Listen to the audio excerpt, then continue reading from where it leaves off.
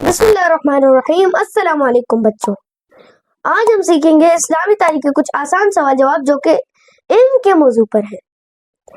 میرے ساتھ عبداللہ اور محمد ارتضیٰ موجود ہیں۔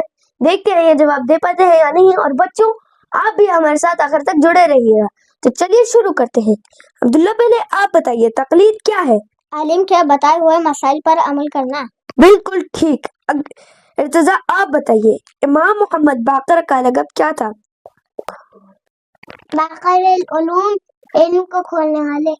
بالکل ٹھیک۔ اگلا سوال، مراجع کہاں پڑھاتے ہیں؟ مراجع حوض علمیہ میں پڑھاتے ہیں۔ بالکل درست۔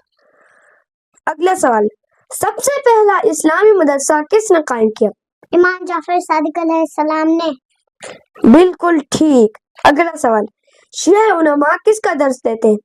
قرآن، حدیث اور فقہ کا۔ بالکل ٹھیک۔ اگلا سوال، فقہ جعفریہ کس امام سے منسوب ہے؟ امام جعفر صادق علیہ السلام سے۔ بالکل ٹھیک۔ اگلا سوال، عالم کسے کہتے ہیں؟ زیادہ علم رکھنے والے کو۔ بالکل درست۔ شیعہ علماء کیوں ضروری ہے؟ دین کو سمجھانے کے لیے۔ بالکل ٹھیک۔ اگلا سوال، مجتہد کون ہوتا ہے؟ جو اجتہاد کر سکے۔ بالکل درست۔ آخری سوال، حوزہ علمیہ کیا ہے؟ دینی تعلیم کا مدرسہ۔ ماشاءاللہ، ان دونوں نے بالکل درست جوابات دیے۔